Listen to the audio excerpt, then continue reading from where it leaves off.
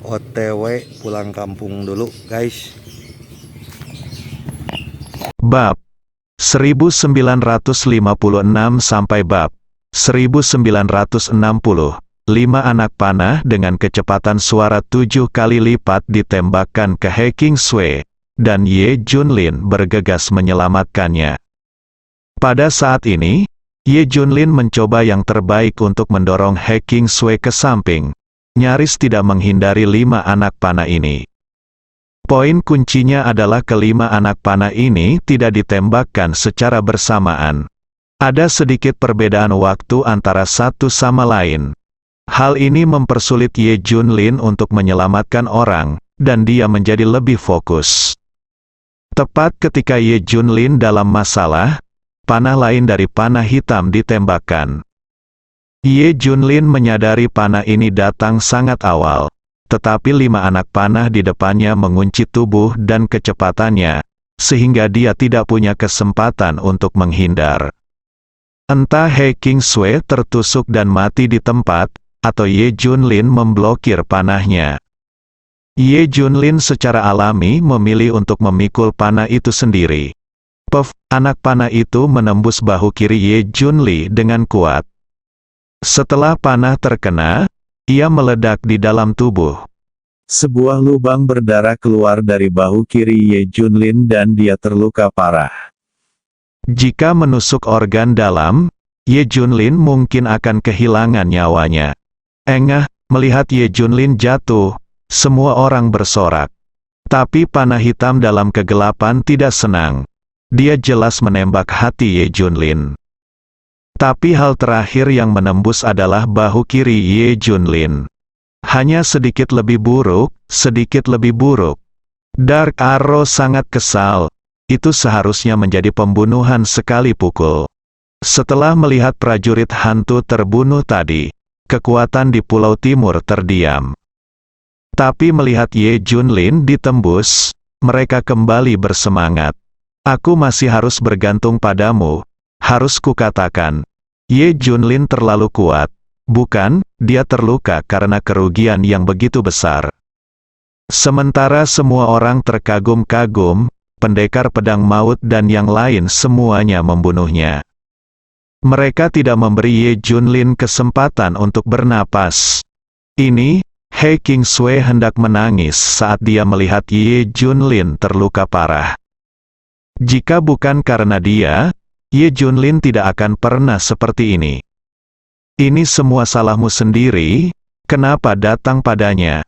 He Qingsui sangat menyesalinya, hehe. Prajurit kurcaci itu tertawa aneh, dan tiba-tiba berubah menjadi garis asap hijau dan muncul di belakang Ye Junlin. Ninjutsu Pulau Timur, Cici, tiba-tiba dia mencabut 2 bilah pendek di tubuhnya dan menusuk leher Ye Junlin dengan keras. Dia yakin pedang bersilang itu bisa memenggal kepala Ye Junlin. Klik, klik, tetapi pada saat kritis, Ye Junlin tiba-tiba berbalik. Pegang kedua pergelangan tangannya dan langsung patahkan. Di saat yang sama, dia memegang kedua bilah pendeknya di belakang punggungnya dan memasukkannya langsung ke tenggorokannya. Prajurit kurcaci itu memiliki pandangan yang luar biasa di matanya dan jatuh ke tanah dengan bunyi gedebuk. Boom! Ye Junlin membuang tubuh prajurit kurcaci itu. Dia berubah menjadi bola meriam humanoid dan membombardir Death Swordsman dan orang lain yang menyerang dari depan. TSK, pendekar kematian melihat ke arah mayat yang datang ke arahnya, dan 2 pedang sinar merobek mayat itu menjadi 2. Boom! Tapi saat ini, Ye Junlin sudah muncul di depannya. Sebuah pukulan keras menghantamnya, puff! Pendekar kematian langsung terbang. Apakah kamu masih bisa bertarung? Semua orang tercengang. Ye Junlin terluka parah. Apakah dia masih bisa terus bertarung? Dia juga membunuh prajurit kurcaci dan melukai pendekar pedang maut. Mereka tidak tahu bahwa Ye Junlin bertarung hanya untuk 1 nafas. Boom! Terdengar suara yang menembus udara. Panah hitam menembakkan panah lainnya. Tembak Hacking Sui. Ye Junlin buru-buru berbalik dan muncul di depan Hacking Sui. Dia ingin memblokir panah itu lagi. Cila, kekuatan panah ini begitu menakutkan hingga merobek udara dan menembus penghalang suara. Boom, tangan kanan Ye Junlin benar-benar menangkap anak panah itu. TSK, panah ini begitu kuat hingga Ye Junlin terdorong ke belakang. Kakinya meluncur keluar 2 jejak kaki yang dalam di tanah. Cici-cici, yang lebih menakutkan lagi adalah kekuatan pada anak panah tersebut. Tangan Ye Junlin langsung berlumuran darah, dan bekas darah muncul di lengannya. Kemudian kekuatan mengerikan dari panah tersebut akan menyebar ke bagian tubuh yang lain, dan kemudian akan berbahaya. Dan segera energi yang dikompresi hingga ekstrim pada panah tersebut akan meledak. Pada saat itu, Ye Junlin harus memperparah lukanya bahkan jika dia tidak mati. Cici-cici, panah hitam menembakkan 3 anak panah lagi berturut-turut. Ye Junlin tidak bisa menghindarinya, dan dia mengambil 3 anak panah dengan tangan kirinya. Tangan kirinya berlumuran darah dan ada bekas darah di lengannya. Kekuatan mengerikan itu membuatnya menjerit kesakitan. Di bawah pengaruh 4 anak panah, Ye Junlin mempercepat kemundurannya. Dia tidak bisa berhenti, yang menakutkan adalah energi di panah itu langsung meledak. Masih ada 4 anak panah, begitu energi keempat anak panah itu meledak, akan berakibat fatal bagi Ye Junlin. Bunuh, ketika pendekar kematian melihat peluang bagus, dia tentu saja tidak akan melepaskannya. Dia memegang 2 pedang sinar dan segera menyerang. Ini kesempatan bagus untuk membunuh dengan 1 pukulan. Prajurit Mesya dan prajurit Andit juga bergegas maju. Ini adalah peluang besar mereka, jangan pernah meninggalkannya. Segera, ketiga pendekar kematian muncul di depan Ye Junlin. Ye Junlin, pergilah ke neraka. Ketiga pendekar pedang kematian semuanya menggunakan keahlian unik mereka untuk membunuh Ye Junlin. Namun saat ini, Dark Arrow menyadari ada yang tidak beres. Tidak bagus, tapi pengingatnya sudah terlambat. Ye Junlin di medan perang mengangkat sudut mulutnya, memperlihatkan senyuman yang menarik. Boom, tiba-tiba dia berhenti. Sebuah tikungan. Di saat yang sama, keempat anak panah di tangannya dilepaskan. Keempat anak panah yang masih kuat itu terus menembak. Tapi sudutnya berubah setelah Ye Junlin berbalik.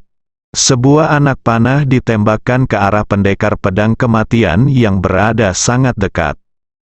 2 anak panah ditembakkan ke prajurit Mesya di sebelah kanan, dan panah terakhir ditembakkan ke prajurit Andit.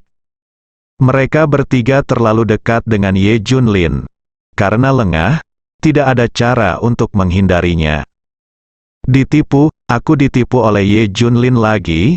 Ye Junlin sengaja menangkap anak panah itu dengan tangannya untuk menarik mereka bertiga agar mendekatinya. Lalu gunakan panah Dark Arrow untuk membunuh mereka.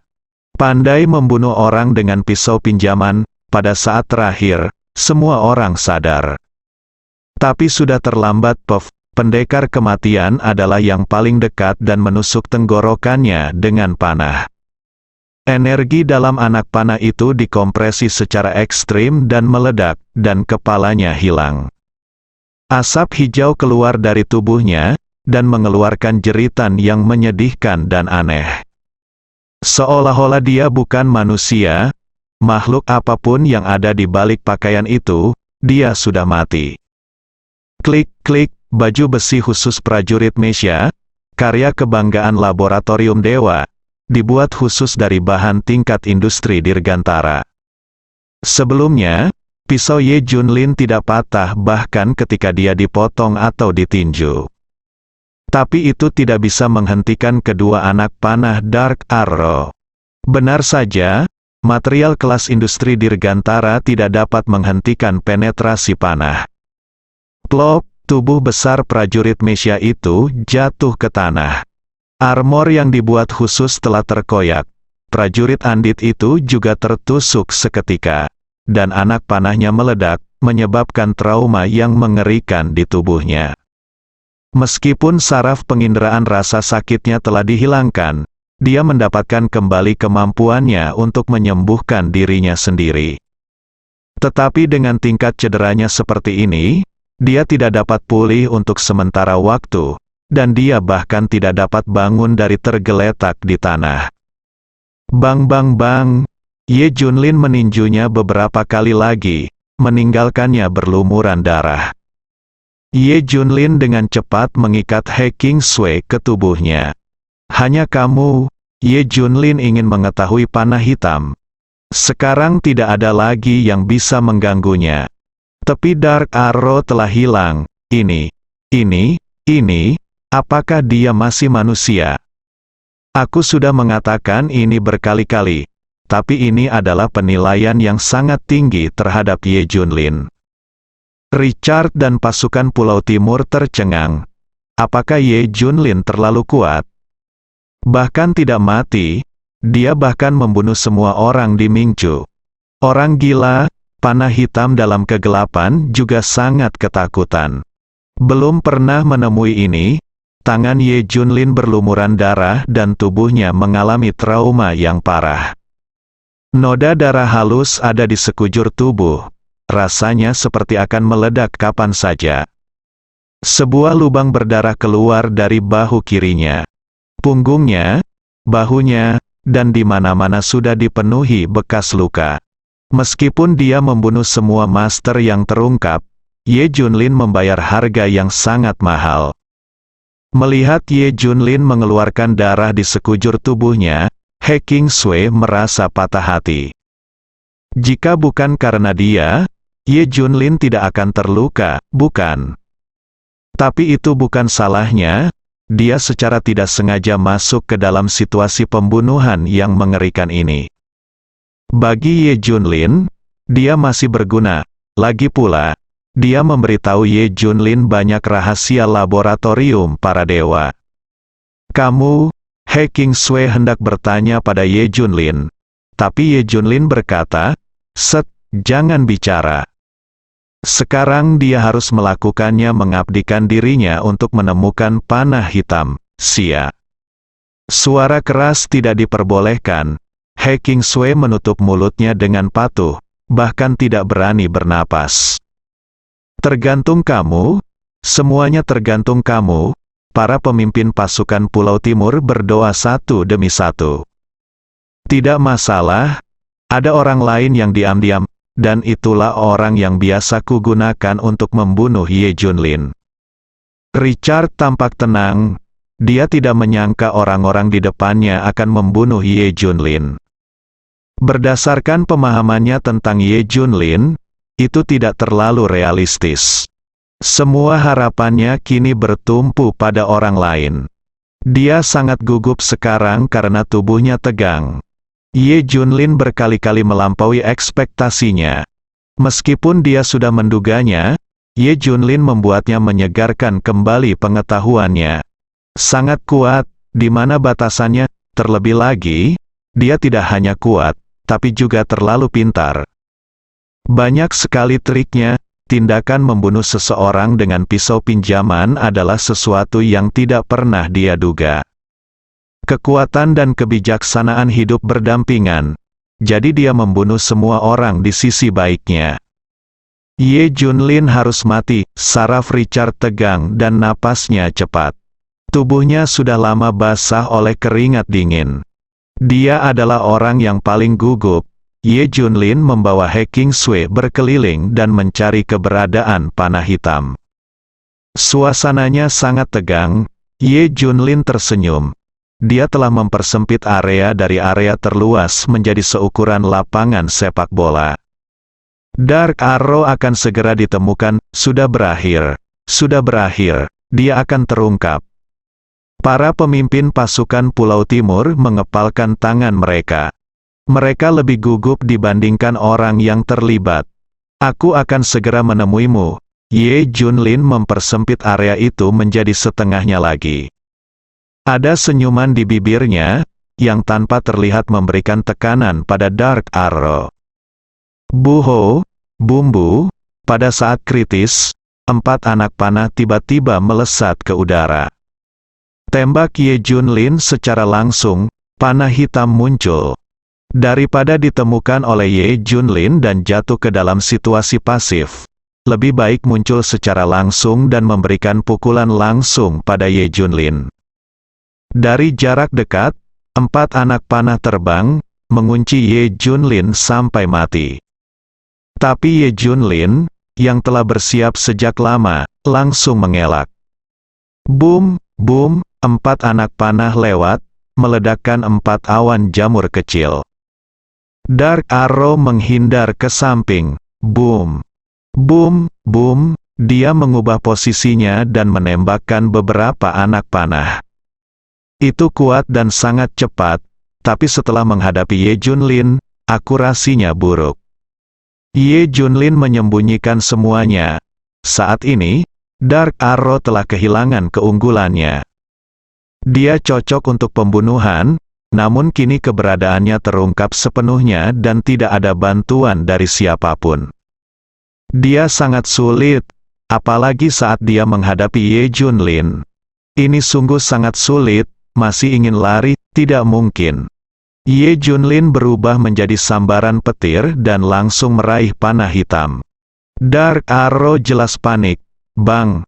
Tapi pada saat ini, prajurit Andit menerkam Ye Junlin.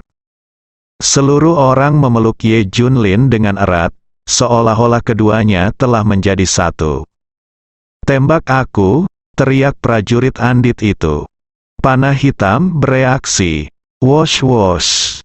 Satu demi satu anak panah menusuk prajurit Andit itu secara langsung, dan kemudian menembus ke dalam tubuh Ye Junlin. Prajurit Andit itu memeluk Ye Junlin dengan erat dan bersama tubuhnya. Sebuah anak panah yang menembusnya juga bisa melukai Ye Junlin. Terlebih lagi, dalam situasi langsung, cukup bagi panah hitam untuk menembakkan semua anak panah. Dia datang ke sini untuk mati bersama, dia lebih baik mati daripada membunuh Ye Junlin. Kekuatan Ye Junlin juga membuat orang-orang ini panik, dan mereka menjadi gila. Dia ingin membunuh Ye Junlin seperti orang gila, bagaimanapun caranya. Oleh karena itu, setelah panah-panah hitam menembus tubuh prajurit Andit, semuanya ditembakkan ke tubuh Ye Junlin. Meskipun tidak sekuat yang menembus tubuh prajurit Andit, itu masih melukai Ye Junlin dengan serius. Puff, puff, panah demi panah. Laboratorium Dewa menghasilkan total 60 anak panah untuk Dark Arrow. Biasanya, panah hitam hanya membutuhkan 1 untuk membunuh orang. 60 anak panah pada dasarnya cukup untuk seumur hidup Dark Arrow. Lagi pula, dia mungkin tidak perlu mengambil gambar selama beberapa tahun. Hanya gunakan 1 suntikan, 60 itu banyak. Tapi hari ini, Dark Arrow menembak dengan gila-gilaan. Tembak semua anak panahnya, untuk membunuh Ye Junlin, dia bersedia membayar berapapun harganya. Kecuali dia meninggal, semua orang akan kesulitan tidur dan makan. Prajurit Andit itu ditembus oleh puluhan anak panah, dan seluruh tubuhnya hancur berkeping-keping. Prajurit abadi menghilangkan saraf penginderaan sakit, dan kemampuan pemulihan tubuh sangat kuat. Namun di bawah serangan anak panah yang terus-menerus, tubuhnya berlubang, dan separuh tubuhnya meledak. Pada akhirnya, bahkan otak dan tubuh bagian bawah pun meledak sepenuhnya. Sama sekali tidak ada kemungkinan untuk sembuh. Boom, dengan suara ledakan terakhir, prajurit Andit itu hancur total. Jika kamu tidak ingin mati, kamu harus mati. Darah berceceran di seluruh tubuh Ye Junlin. Lihat Ye Junlin lagi, dengan puluhan anak panah tertancap di tubuhnya. Ditembak ke landak, meskipun panahnya tidak kuat, itu menyebabkan luka parah pada Ye Junlin. Ini adalah prajurit Andit yang melukai Ye Junlin secara serius dengan mengorbankan kematiannya sendiri. Tidak ada jalan lain. Gila, sangat gila. Ah, Ye Junlin berteriak keras, dan lusinan anak panah di tubuhnya terlempar. Puff, Ye Junlin membuka mulutnya dan mengeluarkan seteguk besar darah. Dia terhuyung dan hampir jatuh ke tanah. Kekuatan yang tersisa dari lusinan anak panah ini masih menakutkan. Kematian, Ye Junlin berubah menjadi sambaran petir dan bergegas menuju panah hitam. Dark Arrow berdiri tak bergerak. Misinya tercapai. Tidak ada satupun anak panah yang tertinggal. Dengan senyuman di bibirnya, dia perlahan menutup matanya. Dia tahu Ye Junlin tidak akan hidup hari ini, karena mereka masih punya kartu. Ye Junlin sudah berada di ujung tanduk. Dia telah melakukan segalanya. Dia bisa beristirahat dengan tenang. Boom. Ye Junlin tidak menunjukkan belas kasihan dan menamparkan kepalanya. Puff, kilatan darah tiba-tiba muncul, dan panah hitam jatuh. Mati, semuanya mati, begitu banyak Master Top yang mati. Tidak ada satupun yang tersisa.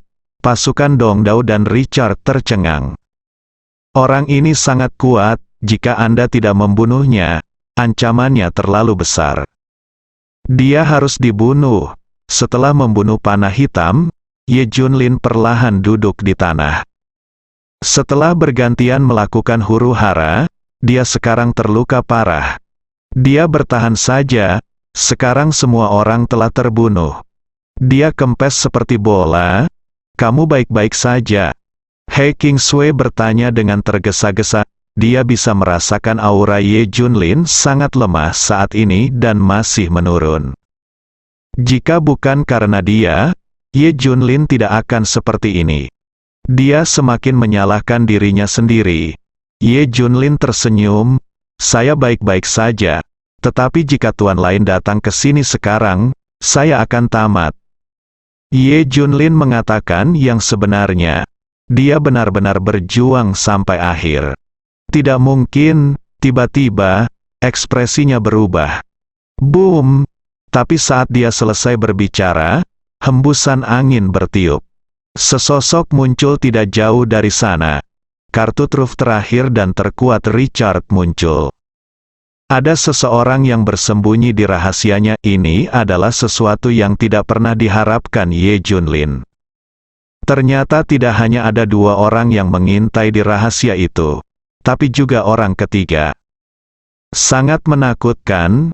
Ketika Ye Junlin menyadarinya, dia hanya bisa terkesiap. Dia bahkan tidak menyadari keberadaan orang ketiga.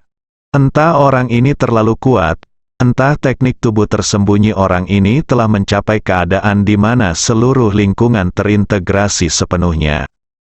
Tapi tidak peduli yang mana, itu berakibat fatal bagi Ye Junlin saat ini. Nafas yang baru saja dia tahan telah dilepaskan. Melihat pria ini keluar, Richard tersenyum percaya diri. Ini adalah kartu trufnya, dia bisa mengeluarkan yang terkuat. Kami akhirnya akan membunuh Ye Junlin. Para pemimpin pasukan Pulau Timur akhirnya menunjukkan senyuman gila. Mereka sudah terlalu lama menunggu momen ini, untuk menghadapi Ye Junlin. Dia juga membayar harga yang sangat mahal. Para prajurit hantu semuanya mati. Siapakah Tuan Richard? Tanya seseorang. Richard tersenyum bangga. Dia satu-satunya yang berhasil dalam eksperimen pembuatan dewa di laboratorium dewa 30 tahun yang lalu. Eksperimen yang disebut penghancuran dunia adalah menciptakan keberadaan seperti dewa. Tentu saja, itu akan terjadi dibangun sesuai dengan teknologi 30 tahun yang lalu. Bukan pada level ini. Lebih tepatnya, sebuah perusak eksistensi seperti dewa. Hanyalah aspirasi. Sebanyak 500 orang berpartisipasi dalam eksperimen, dan mereka semua mati. Dia adalah satu-satunya yang masih hidup. Eksperimen ini menciptakan eksistensi yang muncul harus melampaui batas fisik, dan harus menjadi yang terbaik dalam kecepatan, kekuatan, dan otak, sama seperti Superman yang Anda lihat di film. Dengan kata lain, itu adalah integrasi keterampilan semua orang barusan.